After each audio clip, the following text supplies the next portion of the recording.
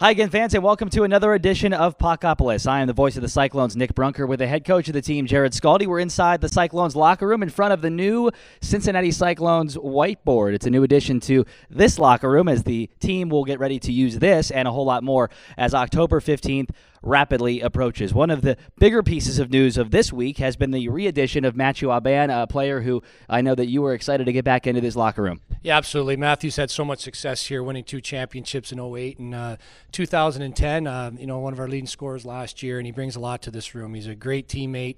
Very popular with the guys in the room, and he's a leader in this team. He's still a young guy, believe it or not. He's played many years at this level, but he's still a very young guy, and I expect a lot more from Mathieu this season. And with that said, it's interesting. You see a guy like that who's from Quebec, Sorel, Quebec to be precise, and he's now kind of made this his second home, hasn't he?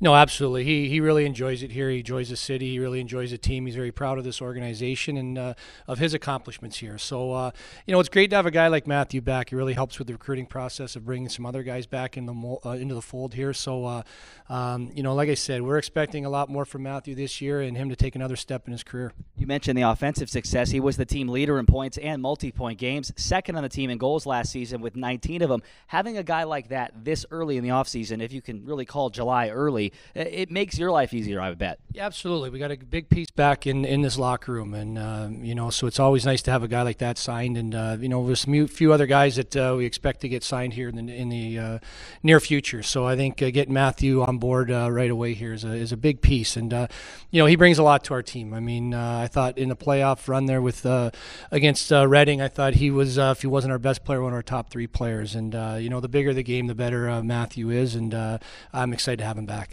Bringing it off of the ice and onto the putting green, this past week you had a chance to go up to Fountain Square and join Jim Scott from 700 WLW in the Chiquita Celebrity Putting Classic. I wasn't there to see it.